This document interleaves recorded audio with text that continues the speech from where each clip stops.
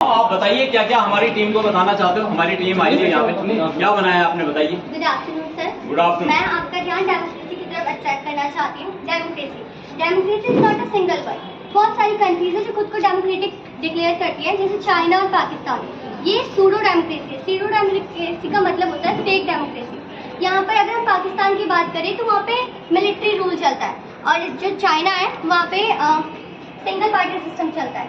To the people, for the people, by the people. यहाँ पे जो रिप्रेजेंटेटिव होता है ये लोग खुद जनते हैं, और जो रिप्रेजेंटेटिव होते हैं ये लोगों के लिए काम करते हैं, और सबसे बड़ी बात ये खुद लोग हैं। चलिए दूसरे से जानते हैं, आपसे जानते हैं। Democracy is not a law of minority but the protection of minority.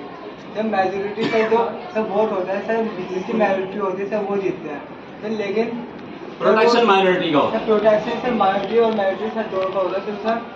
अलग अलग रूल्स बनाए गए हैं उसके लिए, law etcetera sir, universal science literature etcetera sir. और वही वाली बहुत बढ़िया, इससे जानते हैं। Yes sir. तो हमारा सत्य में जयदेव सर, हमारा जो 4 लाइन्स है वो करेज, फेथ, पावर को रिप्रेजेंट करते हैं सर। जो हमारा ये हॉर्स है ये हमारी लॉयल्टी को रिप्रेजेंट करता है। जो हमारा बुल है वो हमारे हार्डवर्क को रिप्रेजेंट करता है। जो हमारा धर्म चक्र है ये हमारे 24 आर्ट्स को रिप्रेजेंट करता है सर। जो हमारा नेशनल एम्बल है वो वाराणसी से लिया था, सारनाथ से, उत्तर प्रदेश में, जब बुद्धा जी ने। आप बताइए, आप क्या बताना चाहोगे। सर मैं ये बताऊंगा कि जब 1957 में हमारी ब्रिटिश गवर्नमेंट आई तो उन्होंने इंडिया पे कब्जा कर लिया, तो हमारी डेमोक्रेसी उस समय बिल्कुल खत्म हो चुकी थी। 1857 1757 यस सर। तो सर उसके बाद क्या हुआ, हमारे बहुत सारे वीर जवान अपने बलिदान देके, ये मैंने शो कर रखा है कि पहले हमारे हाथ में जंजीर लगी हुई थी, जो कि हमारे वीर जवान बहुत सारे जिन्होंने बहुत सारा बलिदान दिया, एंड उसके बाद हमारी जंजीर टूटी जब ना हमारे इंडिपेंडेंस हुआ हमारी इंडिया 1947 में। तो सर यही हमने इस पोस्टर में भी शो कर रखा है। और सर जो ये इंडिया गेट है सर, ये बेसिकली एक आर्किटेक्चर नहीं है, ये बेसिकली एक बलिदान का एक स्वरूप दिखा रखा है हमने कि हमारे वीर जवान ने कितना बलिदान दिया, एंड उसके बाद हमारे इंडिया में डेमोक्रेसी आई और इंडिपेंडेंस आई। Very good. तो ये जो आपने ये ऊपर 2 पिजन्स बना रखे हैं, तो क्या वो ये आपके सदन को, शांति हाउस को रिप्रेजेंट कर रहे हैं, या डेमोक्रेसी का भी इसमें कुछ? सर डेमोक्रेसी का भी इसमें पार्ट है। क्या है डेमोक्रेसी? सर अगर पीस नहीं होगा, डेमोक्रेसी अगर सही अच्छे से नहीं चलेगी, शांति से नहीं चली सर। अभी इलेक्शन हो रहा है, अगर मान लीजिए कोई भी प्रोटेस्ट के लिए अगर निकल गया, तो इलेक्शन का पूरा का सर जो इतना बजट लगता है, इतना पावर सब अपना कंट्रीब्यूशन देते हैं सर, वो तो कुछ अहमियत ही नहीं बचेगी। तो डेमोक्रेसी, आपका कहने का मतलब ये है कि डेमोक्रेसी होगी तो पीस होगी। यस सर, ग्लोबल पीस होगी। सर दोनों इक्वल है। अगर पीस नहीं होगी तो डेमोक्रेसी भी एग्जिस्ट नहीं कर पाएगी, और डेमोक्रेसी होगी तभी सर दोनों का एक रिलेशनशिप है। Very good. चलिए शर्मा जी। हाँ, आज के सिनेरियो में जो हमारी जुडिशरी है वो बहुत प्रेशर फील कर रही है। आपके पास कोई ऐसा सोल्यूशन है कि क्योंकि आप देख रहे हो कि रिसेंट बहुत सारे जो भी उनको डिसीजन है, ठीक है, वो पॉलिटिकल इश्यूज पर भी देने पड़ रहे हैं, तो कोई ऐसा है सोल्यूशन जो जुडिशरी का एक लोड, जो प्रेशर है वो कम, जुडिशियरी को कम मशक्कत करनी पड़े। बहुत मशक्कत कर रही है जुडिशियरी आजकल, थोड़ा कम उनको अपना दबाव कम पड़े उनके ऊपर, उनके सामने केसेस कम जाएं, तो क्या इसका कुछ समाधान है? सर बेसिकली अगर मैं बताऊं तो अगर हमारे डेमोक्रेसी की सब बात माने, हमारे बेसिकली कॉन्स्टिट्यूशन की अगर सारे लोग बात माने, उसके अकॉर्डिंग अगर फॉलो करें हर सारे रूल्स, तो सर केसेस ऑब्वियसली कम हो जाएंगे। और अगर हम एक सिस्टम के साथ, अगर सब सारे जो इंडिया के लोग हैं अगर वो अवेयर हों कि हमें ये चीज़ नहीं करना चाहिए एंड ये चीज़ करना चाहिए, तो सर इससे ऑब्वियसली केसेस कम हो जाएंगे। मतलब हमारी जो कॉन्स्टिट्यूशन है वो एक रूल बुक है, रूल बुक को फॉलो करेंगे तो कोर्ट में केसेस कम जाएंगे, जजेस के ऊपर प्रेशर कम रहेगा, सुप्रीम कोर्ट, हाई कोर्ट को थोड़ा फ्री करेंगे क्योंकि बहुत ज़्यादा ओवरलोडेड पड़ रहा है। ओके हिमांशु। हाँ, ये जो आपने वर्ड लिखा हुआ है सत्यमेव जयते, ये आपने कहाँ से लिया? जब उसने उसको रिप्रेजेंट कर रहे थे, हमने अपनी स्पीचेस दी थी, तब ये वर्ड लिया है कहाँ से, किस इंग्लिश से लिया गया, किस यानी उससे किस उपनिषद से लिया? उपनिषद हुआ या स्तंभ हुआ, आप बताइए इसमें। सर सत्य में जयदेव का मतलब ही होता है स्पीक ट्रुथ। अगर हम ट्रुथ बोलेंगे, हम अपने जुडिशरी में सर आपने जैसे कहा प्रेशर है, अगर सर अपना कोई प्रेशर कम रखेंगे तो ही आगे वर्क कर पाएगा। जैसे उस टाइम पे जब हमने इस एप्पल को लिया था तब बुद्ध जी ने अपनी काफ़ी सारी चीज़ें बताई थी, तो उनमें वन ऑफ द मोटिव भी यही थ्रू आउट।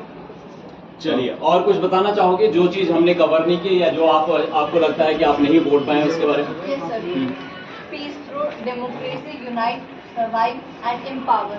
सर जैसे मैंने आपको पहले बताया था, पीस और डेमोक्रेसी दोनों साथ में चलनी चाहिए। इंडिया की जो डेमोक्रेसी है वो इतनी पावरफुल सिर्फ इसलिए है क्योंकि अभी तक हमने पीस से, शांति से काम किया है। हम अभी वर्ल्ड में हमारी जो यूनिटी है वो आगे इसलिए बढ़ रही है सर, हमारी इकोनॉमी 3rd लेवल पे आ चुकी है, हम कहीं पे भी अब पीछे नहीं हैं। हम अपना कोई भी वॉर, जैसे इंडिपेंडेंस के टाइम पे हम सब ने अपनी पावर के साथ करा अपना डेमोक्रेसी, अपनी। चलिए, एक लास्ट क्वेश्चन पूछते हैं। माया, अभी कुछ 23 कंट्रीज के लोग हमारे देश में आए हैं ये देखने के लिए कि कैसे यहाँ पे प्रजातंत्र में कैसे चुनाव हो रहे हैं, और वो एक 2-3 दिन से हैं, वो जाएंगे, उन्होंने देखा है अभी जो रिसेंट फेज है, तो अच्छा ओपिनियन वो लेके गए हैं। तो क्या कारण हो सकता है कि वो अच्छा ओपिनियन लेके जा रहे हैं हमारे देश से कि यहाँ पे बड़ी अच्छी डेमोक्रेसी चल रही है, अच्छा पोलिंग होता है, लोगों का भागीदारी काफ़ी अच्छी है? सर जैसे यहाँ पे बहुत सारे स्टेट है, वहाँ पे इलेक्शन कराना बहुत मुश्किल होता है, जैसे मार्शी एरियाज और हिल्स एरियाज होते हैं, पर वहाँ पे इलेक्शन किए जा रहे हैं। यहाँ पे बहुत सारे लोग होते हैं, वो वहाँ जाकर पोलिंग करते हैं और डेट डिक्लेयर करते हैं, अनाउंसमेंट करते हैं। जैसे इंडिया में लोगों के पास मीनिंगफुल चॉइसेस होती है, मतलब यहाँ पे मल्टी पार्टी सिस्टम है और लोगों के पास रेगुलर टाइम इंटरवल के बाद इलेक्शन होते हैं। जैसे कई बार होती है कोई गवर्नमेंट ढंग से काम नहीं कर पाती तो लोग उसे 5 साल के बाद रीचेंज कर सकते हैं, तो लोगों का ज़्यादा से ज़्यादा पार्टिसिपेशन बढ़ता जा रहा है। सर मैं आपको एक और पोस्टर को थोड़ा एक्सप्लेन करूंगा। हाँ। ये बहुत ज़्यादा इम्पोर्टेंट है क्योंकि सारे लोग ये सोचते हैं आज के टाइम पे हमारे इंडिया में कि मेरे वोट से क्या ही जा रहा है सर, हम वोट ना भी करें तो कुछ नहीं, इतना कुछ बिगड़ेगा नहीं। बट सर अगर हम इस वाले पोस्टर को देखें तो 1 वॉइस 1 एफर्ट 1 प्रेयर, तो सर इसका मतलब यह है कि अगर कोई भी इंसान चाहे तो वो अपने वोट से, मतलब अगर अपनी वॉइस उठाए कि हाँ मेरे को वोट करना है, तो सर और अपना एफर्ट डाले थोड़ा वोट डालने में, तो सर वो अपनी एक गवर्नमेंट चेंज कर सकता है, वो चाहे तो। सर उसमें इतनी पावर होती है, तो डेमोक्रेसी में ये और वोट की पावर है, हमारे मतदान की पावर। तो आप यही कहना चाहोगे लोगों से कि ज़्यादा से ज़्यादा मतदान करें, क्या बोलना चाहोगे? ये चीज़ ऐसा एक और चीज़ शो करती है कि जैसे हमने फ्रीडम के लिए सर सबने साथ मिलके सर वो देश के सैनिकों ने बलिदान दिया था, तो साथ मिलके कराता है सर। इसको ही चाहिए, अगर कोई भी तो उसमें बाधा डालता है सर तो चाहे टूट जाए सर, वो फ्रीडम में नहीं मिलता। अब डेमोक्रेसी को भी साथ मिलके बचाना है। जैसे हमने फ्रीडम ली है तो अब फ्रीडम को सेव भी करना है। कैसे करेंगे? When all of us will remain united and have a democracy. Okay, बहुत बढ़िया, वेरी गुड, वेल डन। सुरक्षा house, okay, tell us what you have done here. हमारा जो टॉपिक था वो था डेमोक्रेसी। ओके, हमने जो इंडिविजुअल टॉपिक लिया है वो है भारत मतलब डेमोक्रेसी। ओके, यहाँ पे हमने मतलब जो डेमोक्रेसी है उसको मतलब फीमेल दिखाया है, मदर दिखाया है। हमने डेमोक्रेसी के 4 पिलर दिखाए हुए हैं, justice, representation, equality and freedom. हमने दिखाया हुआ है हमारी न्यू पार्लियामेंट जो कि हमने स्टेटस बनी हुई। फिर हमने दिखाया हुआ अपना प्रेम्बल, जिसमें हमारा कॉन्स्टिट्यूशन एक्सप्लेन हुआ है। फिर हम दिखाते हैं वोटिंग का राइट, ठीक है। फिर हम दिखाते हैं कि हमको वोट करने चाहिए क्योंकि हमारा जो वोटिंग परसेंटेज रहता है ऑलमोस्ट 60 to 70% रहता है, इसलिए हम वोट के लिए प्रोत्साहित कर रहे हैं। दूसरे मेंबर की बात करते हैं, चलो आप बताओ। सर जो हमारी जो फीमेल को बदलाव करना है तो हम भारत को क्यों कहते हैं? जब हमारा देश आजाद हुआ सिर्फ तभी कॉन्सेप्ट नहीं आया था, बल्कि एंशियंट टाइम से इंडिया में जो है वो डेमोक्रेसी चली आ रही है। जैसे कि हम देखें तो मोस्ट सेक्रेड टेक्स्ट है ऋग्वेद और अर्थवेदा, उसमें बात की गई है कि लोगों का पार्टिसिपेशन होना चाहिए, सभा समिति और संसद, इन चीज़ों की बात करी गई है। और जो हमारे रामायण और महाभारत उसमें भी ये बताया कि लोगों का धर्म है कि अपने लीडर को वो जो है चूज करें, तो इसलिए जो है, और Bharat is the largest democracy of the world. आप बताओ, आप क्या बताना चाह रही हो? सर ये बुक जो कुछ इन लोगों ने छोड़ दिया वो बताओ। हाँ, मदर ऑफ डेमोक्रेसी बुक है, इसमें सब कुछ पुराने जो लोकतंत्र के थे वो सब कुछ बताया गया है इस बुक में। Very good. चलिए आप बताओ, ये क्या बनाया? ये ब्रेन सा बनाया जिसके अंदर हमारा इंडिया के फ्लैग का है, this one, what is this? इससे क्या दिखाना चाह रहे हो आप? बताओ। हाँ बताओ तुम बताओ। जो हमारे माइंड है, देखिए हम एक इंडियन है, हाँ। एक इंडियन पर्सन है जिसके अंदर सबसे पहला एक इंडिया की प्रति भावना यानी देश प्रेम, और फिर आता है इलेक्शन, डेमोक्रेसी यानी उसके प्रति उसको मतलब चाहिए राइट्स होने चाहिए, तो ये हम उसको रिप्रेजेंट कर रहे हैं। चलिए, आपने नहीं कुछ शेयर किया, आप बताओ, आप क्या बताना चाह रही हैं? सर अगर हम यहाँ पे देखें तो हमें एक इंडियन मैप दिखता है जिसमें वेरियस टाइप्स ऑफ हम डाइवर्सिटीज देख सकते हैं। जो इंडिया में कई तरीके की डाइवर्सिटी देखी जाती है, जैसे कि जियोग्राफिकल डाइवर्सिटी, जो जियोग्राफिकल वेरिएशन है वो रीजन टू रीजन वेरी करता है। और अगर हम बात करें लिंग्विस्टिक डाइवर्सिटी की, तो हमारे इंडिया में ऑफिशियली 22 लैंग्वेजेस को रिकॉग्नाइज किया गया है एंड ओवर 1000 लैंग्वेजेस रीजन को पाया गया है। और अब हमारे इंडिया में रीजनल डाइवर्सिटी भी है। बहुत बढ़िया, वेरी गुड। ये जो 4 पिलर्स आपने दिए हैं, व्हाट, ये क्या पिलर क्या दिखाते हैं, क्या है, व्हाट इज दिस ऑल? तो ये जो 4 पिलर्स ऑफ डेमोक्रेसी है, ये दिखाते हैं judiciary, legislature, executive and media. ये हमारी डेमोक्रेसी को बनाता है, यस सर। मतलब ये पिलर्स हैं जिनके ऊपर की हमारी बिल्डिंग डेमोक्रेसी की खड़ी हो रही है। जो लेजिस्लेचर होता है वो लॉज बनाता है, जुडिशरी जो होता है वो एक तरीके से वॉच डॉग के भी कहा जाता है, जो देखता है कि कॉन्स्टिट्यूशन के अंदर है कि सब लॉ। अगर इसमें से एक पिलर हटा दिया जाए क्या होगा? तो सर जो है वो बहुत ज़्यादा इंस्टेबिलिटी आ सकती है, क्योंकि हम मीडिया की भी बात करें, इनस्टेबिलिटी आ सकती यस सर। है, बैलेंस खराब हो जाएगा। और सर पिलर्स इक्वली इसके इम्पोर्टेंट। अंदर हमने एक और चीज़ दिखाई है जो कि पार्लियामेंट। और कोई नई चीज बताना चाहेगा पिलर्स के बारे में? चलिए शर्मा जी आप बताइए, पूछिए।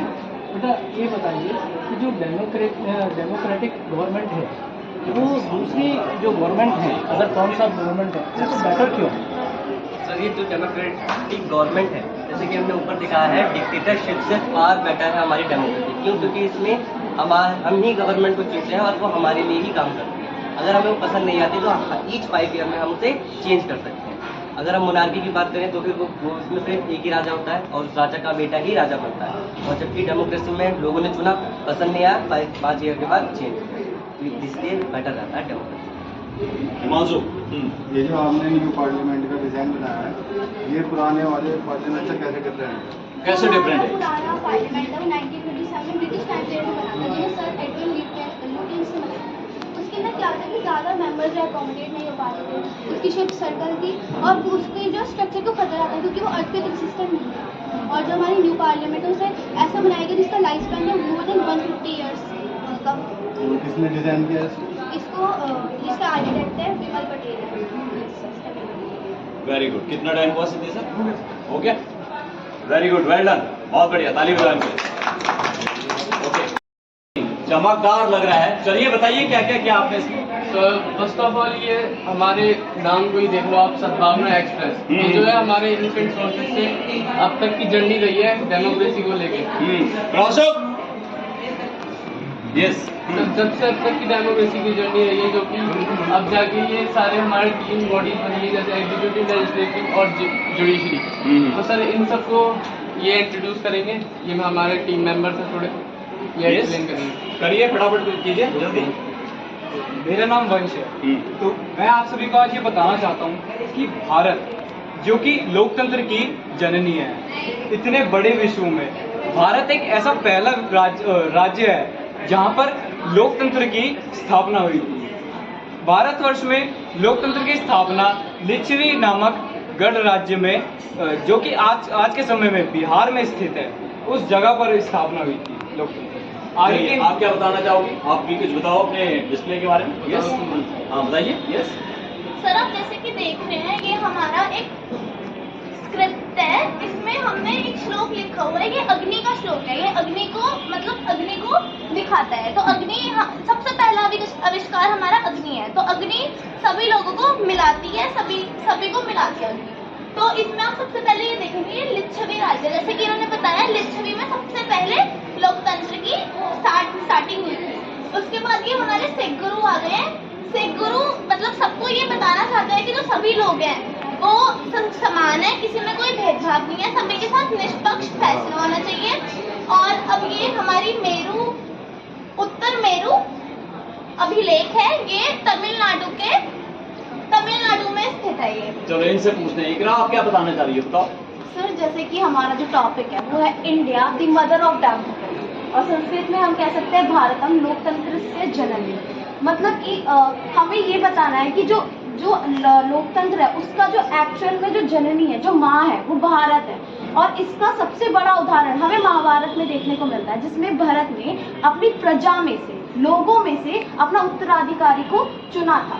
अब अब अगर हम पास्ट से अब प्रेजेंट टाइम में आए तो प्रेजेंट टाइम में जो हमारे इलेक्शंस वगैरह होते हैं, जैसे अभी इलेक्शंस हो रहे हैं, इलेक्शन 2024, और जो ये 3 गवर्नमेंट बॉडीज हैं जो मिलकर के काम करती है, जो कि डेमोक्रेसी को डिनोट करती है, जैसे कि एग्जीक्यूटिव बॉडी, लेजिस्लेचर और जुडिशरी।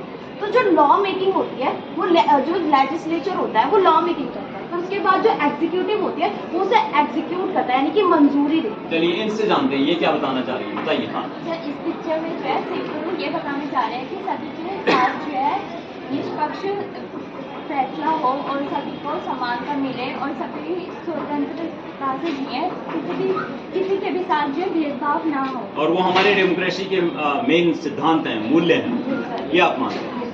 चलिए अब ये मुझे बताएंगे कि ये जो एक दिख रहा है, फ्लैग दिख रहा है और बहुत ज़्यादा क्राउड दिख रहा है, इससे आप क्या दिखाना चाह रहे हो? देखो बहुत ज़्यादा, यानी पूरा भीड़ है, कहीं बिल्कुल सुई रखने को जगह नहीं है, एक नेशनल फ्लैग ऊपर दिख रहा है। सर ये प्रोटेस्ट हो रहा है फ्रीडम के लिए, जैसे इक्वालिटी के लिए ये प्रोटेस्ट हो रहा है, सभी अपनी अपनी इक्वालिटी के लिए प्रोटेस्ट कर रहे हैं, डेमोक्रेटिक।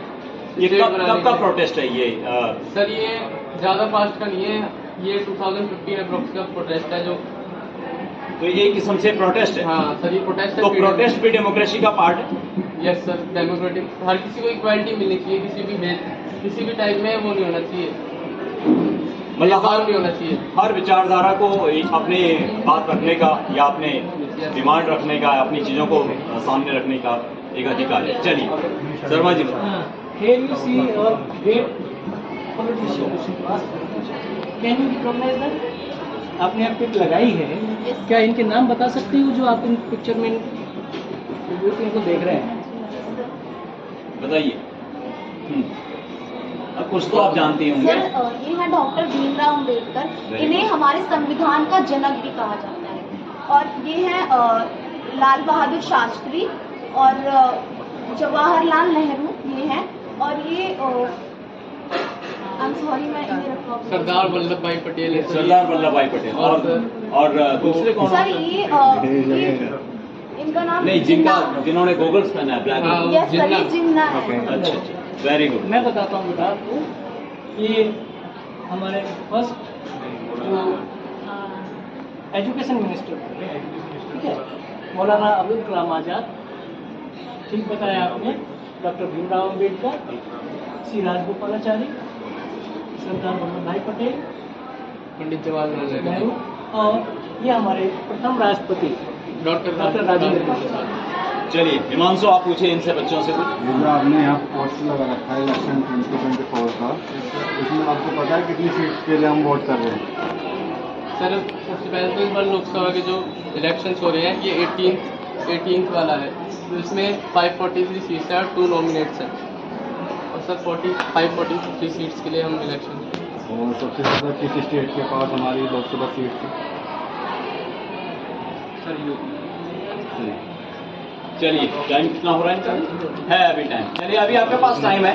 कोई ऐसी चीज रह गई हो जो आपने नहीं बता पाए हो, उसको आप बता सकते हो। सर सद्भावना, सर हमारे हाउस का नाम, सर हमने सद्भावना हाउस नया रखकर सर हमने सद्भावना एक्सप्रेस लगाया, क्योंकि सर ये जो प्रोसेस है, जब हमें डेमोक्रेसी मिली सर, उस टाइम से लेकर आज तक जो वो एक्सप्रेस हमारी चल रही है, क्योंकि आज तक जो डेमोक्रेसी है वो कहीं पे उसका उल्लेखन नहीं हुआ है, उसको कहीं पे रोका नहीं गया है, सभी को ये अधिकार है डेमोक्रेसी के अंदर। तो सर ये उस समय से लेकर आज तक की जर्नी को एक्सप्रेस करता है सद्भावना। बताइए। यस सर जो ये हमने डेकोरेशन किया है, ये सिर्फ अट्रैक्टिव के पर्पज से नहीं किया, ये हम डाइवर्सिटी में यूनिटी दिखाने के लिए, यूनिटी को सिंबलाइज करने के लिए किया है। जैसे हमने अलग अलग चार्ट पेपर्स यूज किए हैं, अलग अलग कलर्स यूज करे, जो ये डिनोट करते हैं कि हमारे भारत में इतना ज्यादा डाइवर्सिटी वाला देश है, पर फिर भी हम यूनाइट होकर रहते हैं। तो सर और ये मल्टीपल पर्सपेक्टिव हैं, मल्टीपल व्यूज हैं, लेकिन हम यूनाइटेड रहते हैं। That is the beauty of the democracy, ये कहना चाहते हैं। Yes sir. वेरी गुड, बहुत बढ़िया, अच्छा, नाइस, गुड। आइए इधर आइए, बहुत बढ़िया आपने सजाया, इधर आइए। Team we come here. चलिए team, your time start now. बताइए क्या क्या आपने। सर सबसे पहले हमने यहाँ पे एक पार्लियामेंट दिखा रखी है हमारे समृद्धि हाउस के नीचे, जो हमारी न्यू ओल्ड पार्लियामेंट है, हमने वो दिखा रखी है। जैसे आप देख सकते हो हमारी जो थीम है वो थोड़े ओल्ड रिजीम पे बेस्ड है। सर उसके बाद हमने यहाँ पे कोड ऑफ कंडक्ट लागू करा है, जो स्टार्टिंग में हमारे कुछ सेट ऑफ रूल्स थे वो उसमें लिखे गए हैं। सर अगर हम इसको ओपन करते हैं कोड ऑफ कंडक्ट को, तो इसमें बाकी सारी चीज़ें भी लिख रखते हैं, जैसे कंपेनिंग रूल्स और कुछ कार्टून्स। उसके अलावा जो भी सारे न्यूज़पेपर आर्टिकल्स हैं वो मेरा फ्रेंड प्राशी बताइए। शुभ। तो फिर हमने कुछ we have used some slogan such as global voices, global choices, universal franchise empowers everyone. That is that there are many voices and there are many choices in the global, but universal franchise gives everyone the power to use their voices and use their choices to get the vote to choose their representative. And next is paint the canvas of democracy, vote for a colorful change. That states that we have the right in our democracy that we can vote. So we should paint, that is we should use that right to vote and we should vote for a colorful change, that is the country should develop. Okay, let that girl speak. आप बताइए, what you come here? What you want to say? Sir जैसे कि इसमें आप देख सकते हैं, यहाँ पे हमने वोट के बारे में बता रखा है, क्योंकि आजकल बहुत ज़्यादा वोट चल रहे हैं, वोट का वो वक्त चल रहा है, तो फिर ये वोट के बारे में बता रखा है कि सबको एक इक्वल राइट है बताने का, और सबको एक इक्वल राइट दे रखा है कि सभी वोट कर सकते हैं। तो इसमें हमने यही रिप्रेजेंट कर रखा है। और चलिए प्रासुक, हाँ आप कुछ इधर से बताइए, इधर बहुत सारी चीजें लगी, ये आपने कटिंग वटिंग लगा रखी। हाँ सर मैं ये बताना चाहूँगा, हमारी थीम है India the mother of democracy. India the mother of democracy. Sir हमारे पास कुछ ओल्ड इंस्क्रिप्शन है, जैसे ऋग्वेद और अथर्ववेद, इनमें कुछ वर्ड्स मेंशन है, जैसे समिति, सभा, पार्लियामेंट, इक्वालिटी। तो सर इससे हम ये बताना चाहेंगे, हमने यहाँ पे सर उनके कुछ इंस्क्रिप्शंस के प्रिंट्स भी लगाए हैं कि ये हमारे पास प्रूफ है कि India the mother of democracy क्यों है। क्योंकि हम सर आप जैसे देखोगे, एक चाइनीज ट्रैवल था, 5th सेंचुरी में इंडिया में आया था, उन्होंने रूल ऑफ लॉ देखा, उन्होंने इक्वालिटी अमंग्स देखी, उन्होंने ये देखा वहाँ पे रिस्पेक्ट और इक्वालिटी है। जो राजा हैं वो मंक्स जो आते हैं उनके लिए रिस्पेक्ट करते हैं, वो जब वो मंक्स वगैरह होते हैं तो वो अपने सिंहासन पे नहीं बैठते, उनकी रिस्पेक्ट करते हैं, वो पीपल की केयर करते हैं। और सर जैसे कि चाणक्य जी, उन्होंने अपने एक वेद में लिखा था, जो पब्लिक की, प्रजा की जो खुशी है उसी में राजा की खुशी है, पब्लिक की भलाई में राजा की भलाई है। और ऐसी कोई चीज है जो राजा को अकेले भलाई करे, अगर पब्लिक का भला है तो ही राजा का भला है। और जैसे कि सर साउथ इंडिया में उत्तिरा मेरुम, सर ये एक टाउन है साउथ इंडिया का, यहाँ पे 1000 ईयर ओल्ड टेम्पल है। इसकी इंस्क्रिप्शन पर सर डेमोक्रेटिक प्रिंसिपल्स लिखे हैं, क्या इलेक्शंस कैसे कंडक्ट होने चाहिए। हमारे सर 1000 ईयर्स ओल्ड इंस्क्रिप्शंस पे ये लिखा है कि कैसे होना चाहिए। सर अथर्ववेद, ऋग्वेद, इनमें डेमोक्रेटिक प्रिंसिपल्स की बात कही गई है, पीसफुलनेस। बहुत बढ़िया, तुम्हारे पास तो बहुत ज्यादा जानकारी, इनसे पूछते हैं, आप बताइए। हाँ सर जैसे कि आप जानते हैं सर, हमारी पूरी थीम है डेमोक्रेसी का। डेमो का मतलब होता है पीपल, और जो क्रेसी मतलब होता है उसका मतलब होता है शासन। तो सर जैसे कि जानते हैं भारत एक बहुत बड़ा लोकतांत्रिक देश है। सर देश को चलाने के लिए सबसे आसान और सबसे सही तरीका जो है वो सर डेमोक्रेसी ही है। क्योंकि sir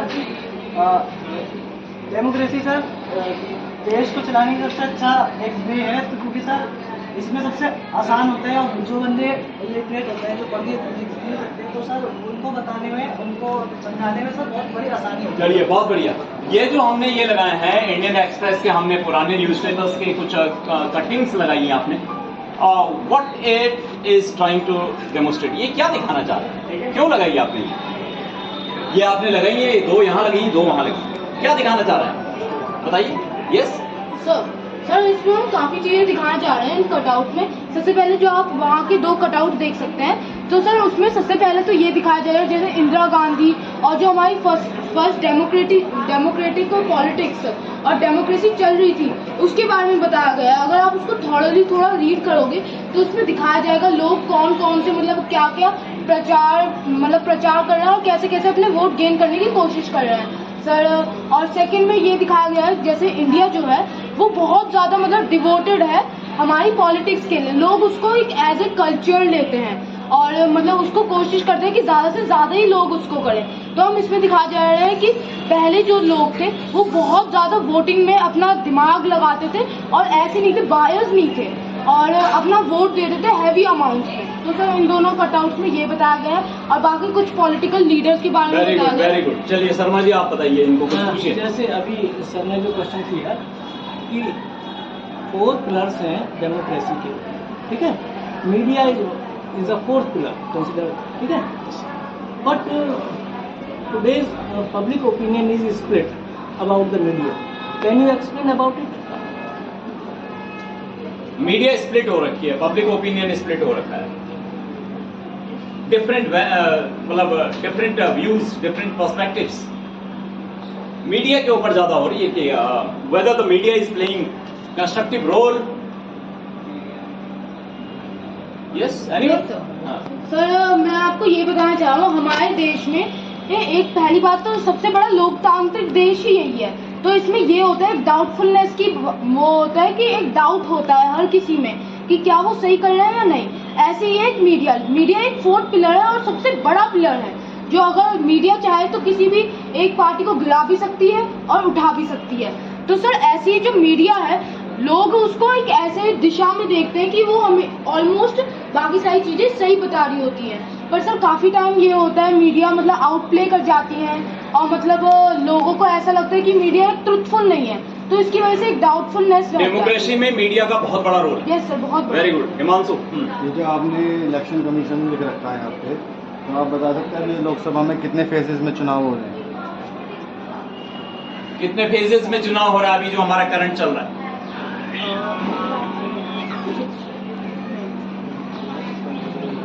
total number of phases मतलब कितने उसमें टर्न में हो रहा है? 7 फेजेस में हमारा जो इलेक्शन है वो चल रहा है। स्टार्ट कब हुआ था? फर्स्ट फेज कब था? फर्स्ट फेज में तो हमने यहाँ एक्टिविटी भी कराई थी, can you remind? Last phase को भी ओके